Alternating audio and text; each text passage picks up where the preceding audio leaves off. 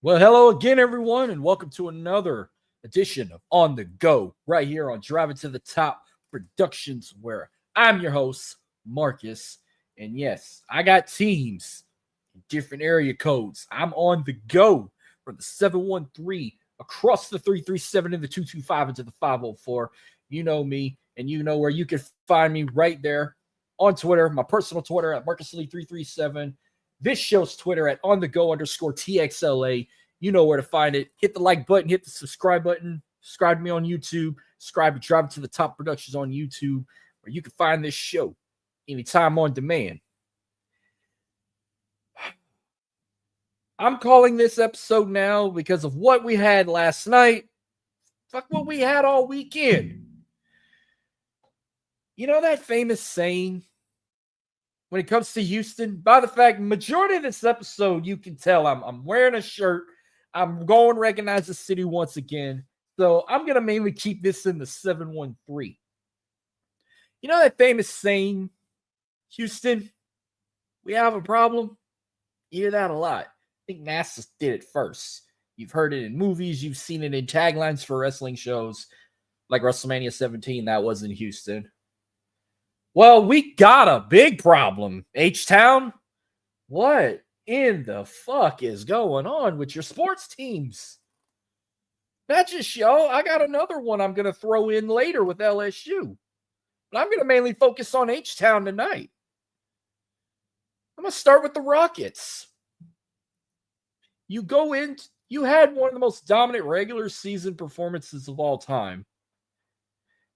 You were first in your division. You win that. You get the number 2 seed in the Western Conference. You're fourth in the league overall. But it's Golden State. This ain't the first time. It probably won't be the last. This is the 5th time since 2015. In the last decade, you guys have fought Steph Curry and the Golden State Warriors and cannot get past Golden State in the playoffs. This is the 5th time, and the 2nd time in 7 games. They fall game 7. Final score was 103-89. The only number 2 seed to get knocked out of the NBA playoffs, where the Celtics advanced. So we're kind of a laughing stock. And it's like a curse. We just can't get past Golden State in the playoffs. 10 years ago, you lost in the Western Conference Finals to them in 5 games, the year they won the NBA championship.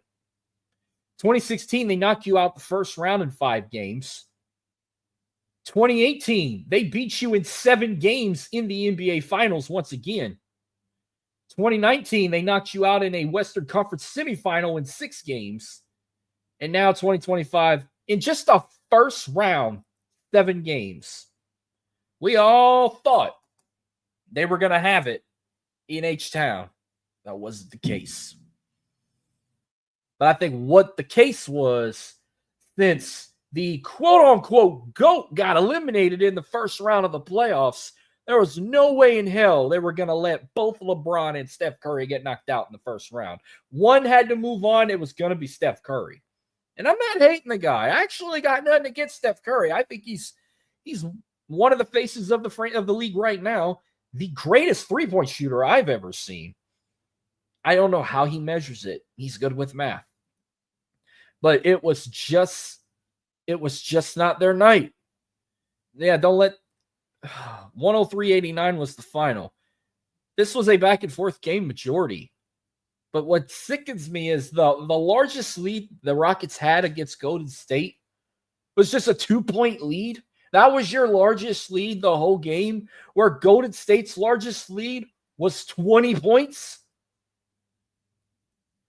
I don't know what the hell was up with Jalen Green. This may have been his worst game that I can ever recall. 8 points, 1 assist, 4 rebounds. You went 0 for 2 in 3-point shooting. You went 3 and 8 in your field goals in 30 minutes of play. That's not going to work, man. You signed a 3-year contract with them.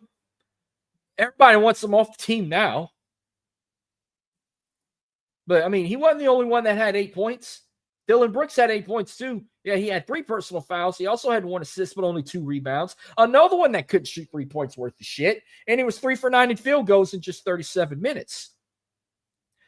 It's like Fred VanVleet, Amen Thompson, and Alperen Sengun carried this team throughout the game. Yeah, Amen Thompson led in scoring with 24 points. Sengun led in rebounds with 14. And he led in assists with 5. But Sengun fouled out. That's another reason that kind of cost him the game. He did go 1 for 1 in his 3 points. He went 9 for 23 in field goals. It's just 40 minutes. VanVleet had 17 points. He had 4 fouls, 3 assists, 7 rebounds. He was 3 for 6 in 3 points, 6 for 13 in field goals. Amen Thompson, he had 2 personal fouls, 3 assists, 9 rebounds. He was 1 3-point attempt, didn't work out. 9 for 16 in his field goals.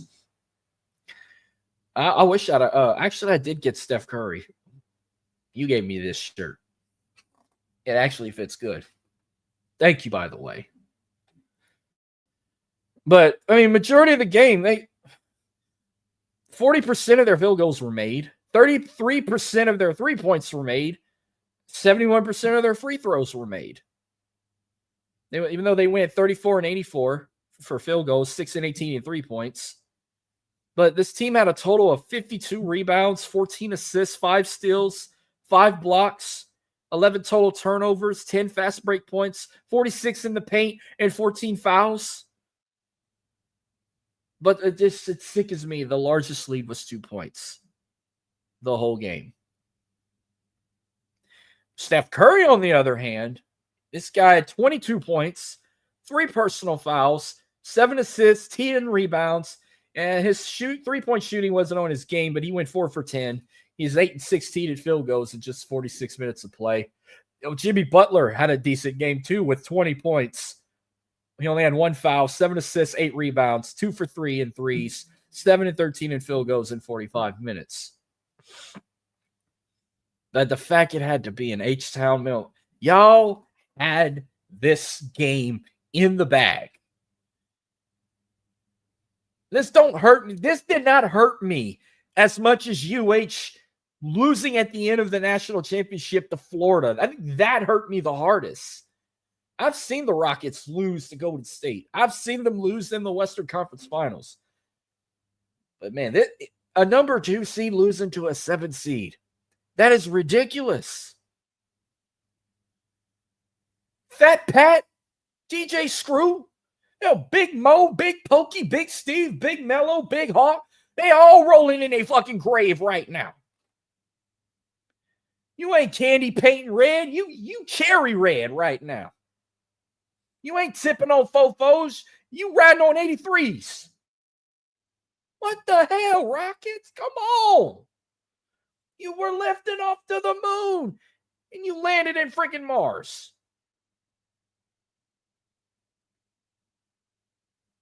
They got to do some changes, man. They had a hell of a season. I'll give them that. They finished their season 52 and 31. Like I said, they won a division title. They were 2nd in the Western Conference. They were 4th in the league overall.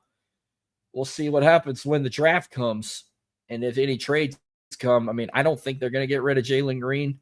He just had 1 bad game. I mean, I don't want to see another starting 5 gone. I mean, I definitely don't see Sengun leaving or VanVleet gone. Amen Thompson or Dillon Brooks. I just can't see Jalen Green going. I'd be shocked if Jalen Green were to leave Houston, but I don't think it's happening. I think just people are, you know how we get when our teams lose, we shit talk. We want this player gone. We want this coach gone. They gotta step up. They gotta fix something before Golden State embarrasses again next year or the year after. But it was a hell of a season. I'll give them that. I just wish they could have got further. So now we know the semifinals are set on both sides. So that means Golden State's going to play the Timberwolves, which I think a lot of these series are going to be close. I'm just going to make predictions now. I think I would not be surprised if Golden State manages to get to a Western Conference final. So I'm going to say straight up, OKC's beating the Denver Nuggets. In how many games? Somewhere maybe 5 or 6 total. I know they're winning game 1 right now. So I'll say the Thunder Thunder in 5 or 6. Timberwolves and the Warriors, I would be surprised if they go 7 games.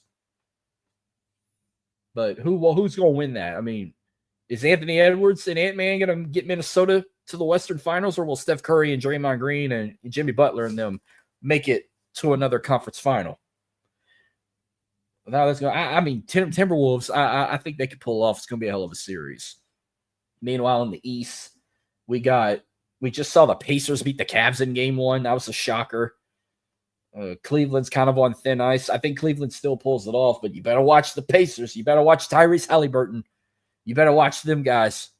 They want to win. They want it. I think this team wants it more than anybody, but I think somehow Cleveland pulls it off. I'll give this one 7 games. Celtics, Knicks. I said the Celtics in the East Conference Finals, but this is a rivalry game. This is Boston and New York. Now, this ain't Yankees, Red Sox, but this is kind of, it's up there. I still think Celtics win. The fact that it's a rivalry game, I could see it ending in 6 or 7. So that's kind of my predictions for the rest of the NBA playoffs. I will bring this up. I know I don't talk hockey on this show, but I know we got Stanley Cup playoffs going on. If you guys, the Cinderella team right now might be the Winnipeg Jets, especially after what happened in double overtime, beating the Blues. So I know Winnipeg got to play the Dallas Stars. Boy, I hope they beat them. I hate every Dallas team. I hope the Jets. I say Jets in 7. Shit, I wouldn't mind it less than that. That's one Western Conference final. My team, Vegas Golden Knights, are back in the second round. They're playing Edmonton Oilers. That's going to be another good series. Hopefully the Knights can win it. I said Knights in 6. Hopefully they can pull that off.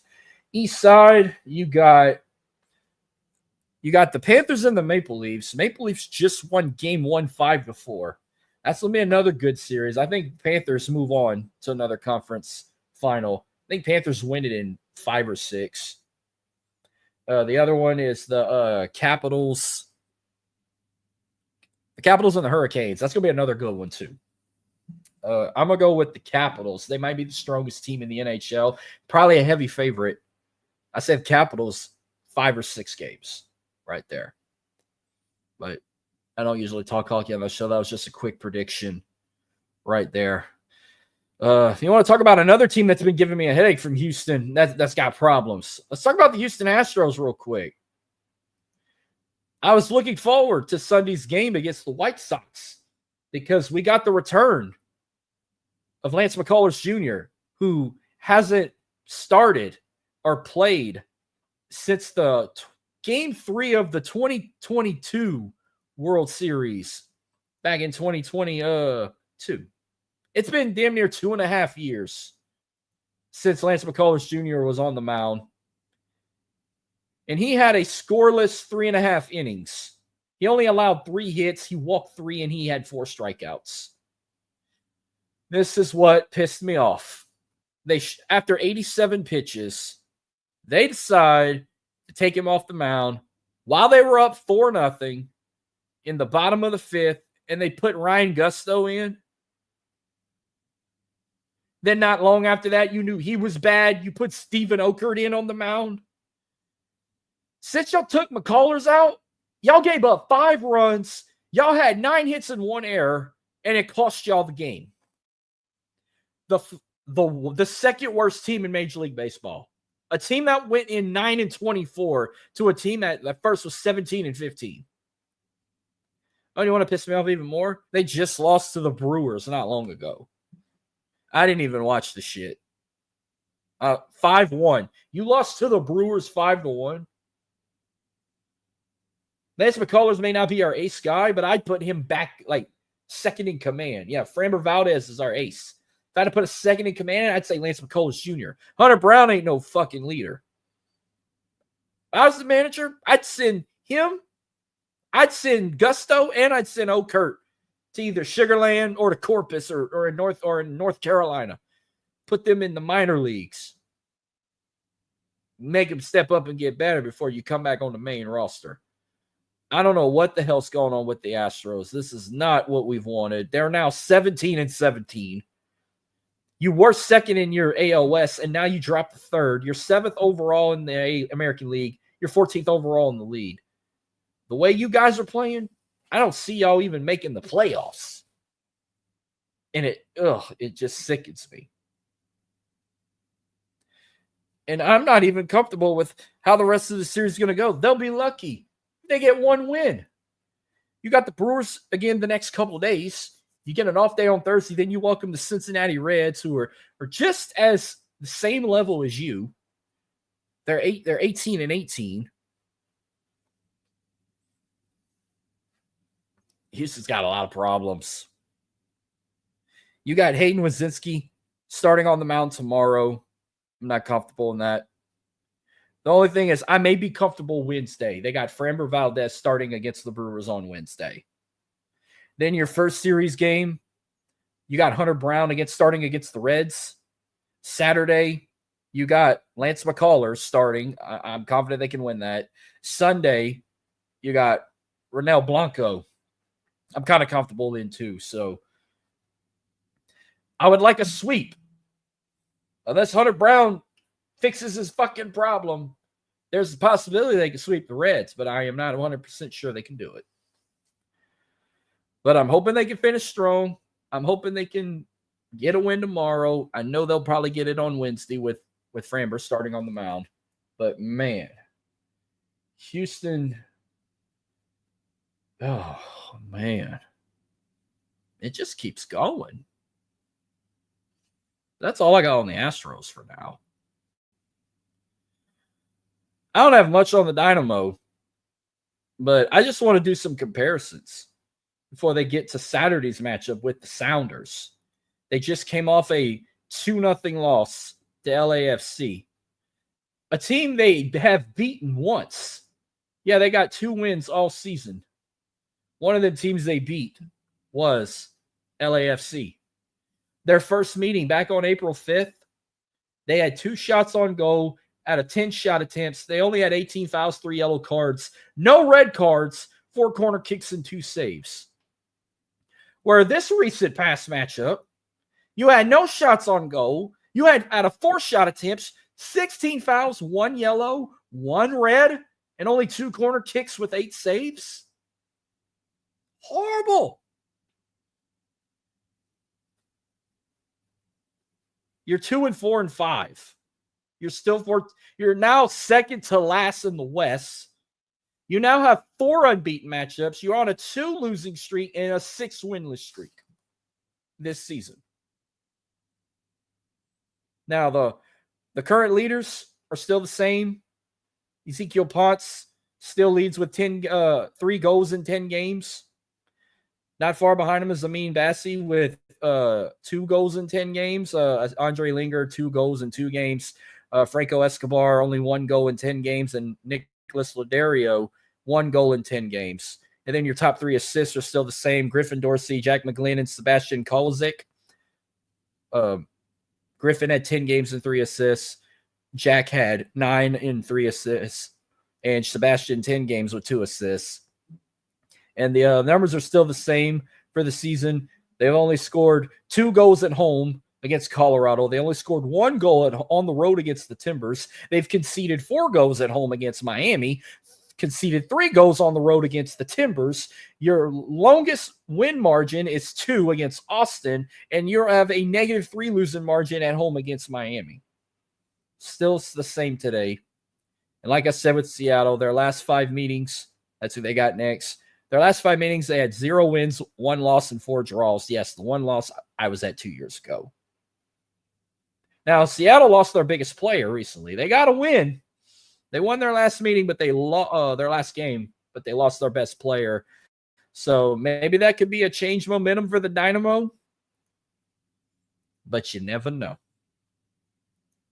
I'm ready for Saturday. So all my family down in H-Town, I'm coming home for the weekend. You can find me in 1 or 3 places. You can find me at an In-N-Out. You can find me at the Galleria. Or you can find me at the Shell watching the Dynamo.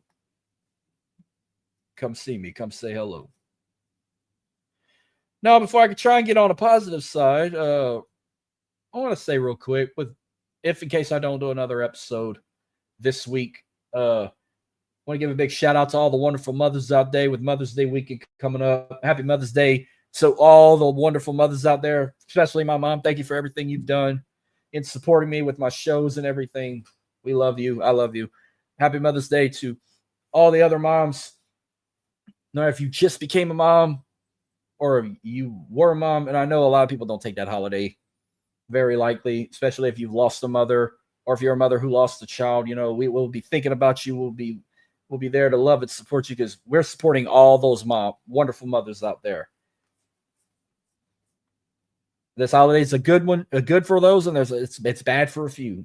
But hey, we love all the mothers out there. This weekend is for y'all. We hope y'all have a wonderful, blessed Mother's Day because you truly deserve it. Moms are the best.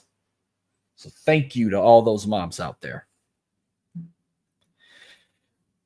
There's only one good thing I'm going to say for Houston, but I bet you no one is really going to talk about or no one will even knows about. The one Houston team that the entire country's not paying attention to got a win over the weekend. I'm not going to wait till Thursday to talk about it on UFL Talk. You're going to hear it first on this show. The Houston Roughnecks are now on a 2-game win streak. They beat the Showboats yet again. They won 21-20. Their overall record is now 3-3. Here's some numbers in this game. Jalen McClendon at quarterback. He went 20 for 28. 149 passing yards, 1 touchdown. Shaquandre Wright led in rushing, 13 attempts on 50 carries. His longest was 7 yards, averaging 3.8 yards per carry. Justin Hall led in receiving, 6 receptions for 38 yards. His longest was for 13. He averaging 25 yards per catch. He had 1 touchdown and 1 2-point conversion in that game, by the way. Hell, what about TJ Franklin? How about that 40-yard fumble recovery for a touchdown? Shout out to TJ Franklin and Chris Blewett. 49-yard field goal, the longest to put some points on the board for the Houston Roughnecks. He also had a 35-yard field goal in the game as well. The defense, though, not too bad. 58 total tackles, 39 solo, 1 sack, 5 tackles for a loss, 1 interception, 1 forced fumble, 1 fumble recovery. 5 how do you say that? Passes. I think it was like pass attempts. BR up. I can't believe I have to look this shit up enough. Much football as I fucking know.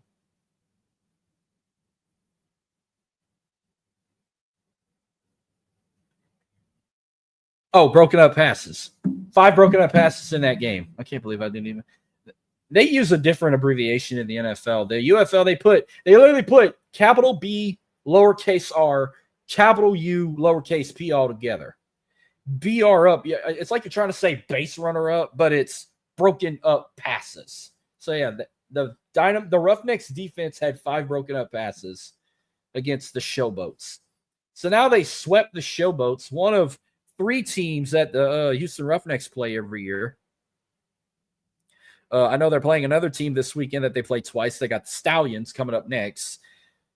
They still also got to play the Michigan Panthers yet again, which I don't think that, they've never played. I don't think the Roughnecks ever played the Panthers yet.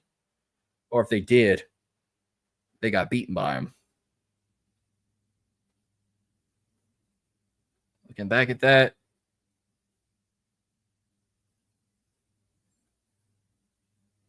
I don't think they played them yet. No, they didn't.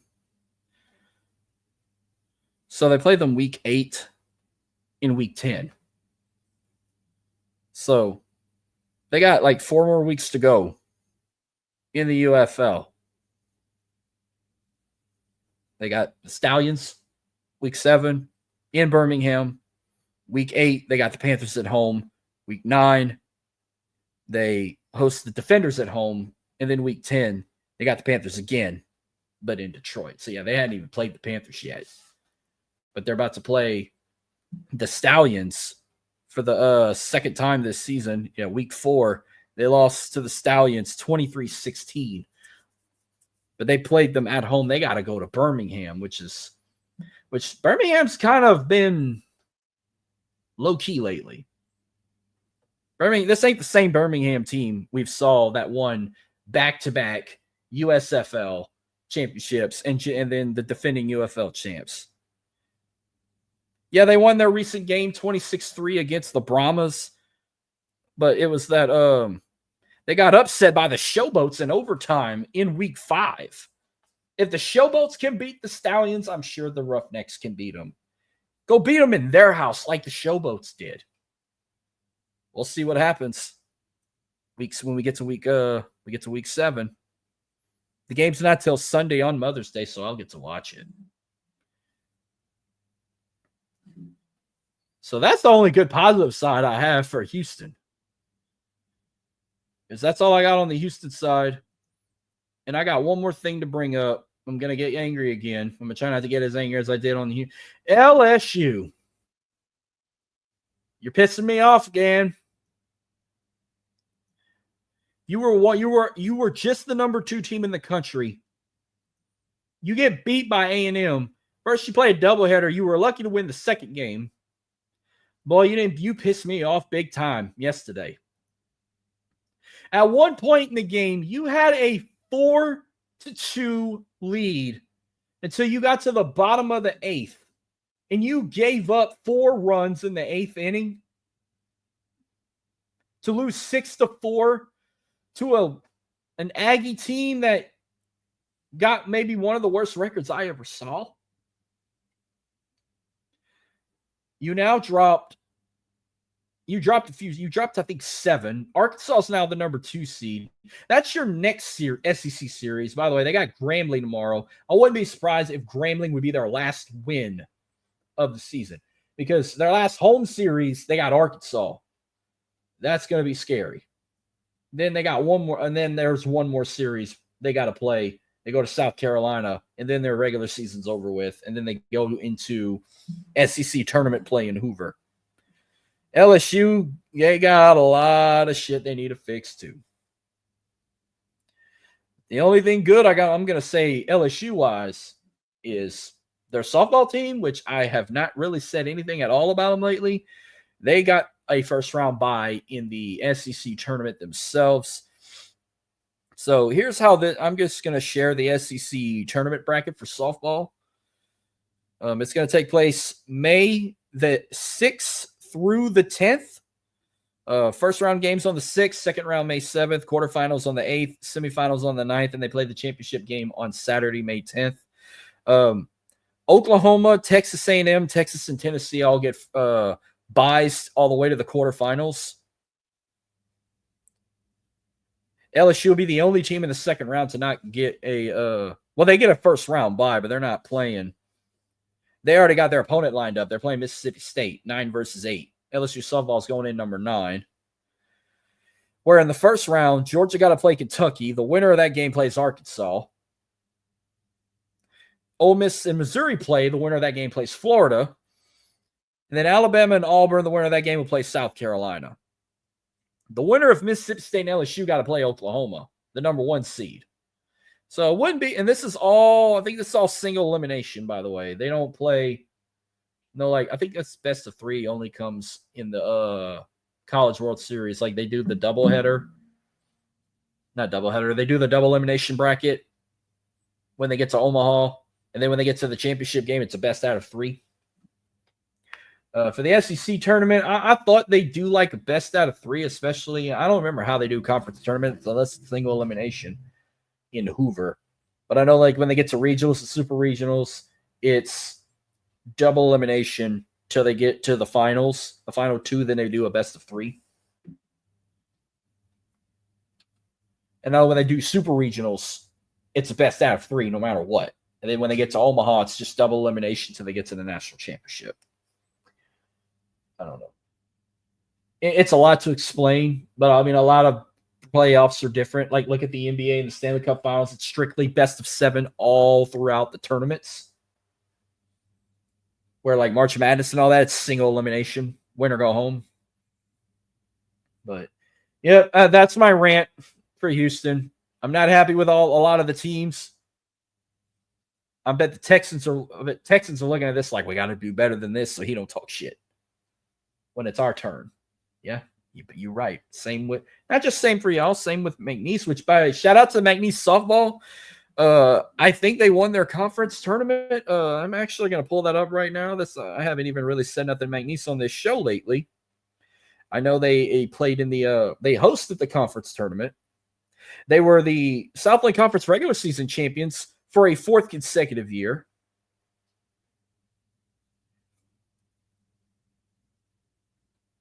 And judging by this picture, it looks like McNeese softball did win their conference tournament as well.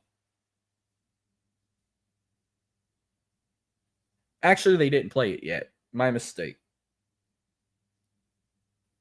And they play it this coming weekend. So, and it's a best out of 3. So, yeah.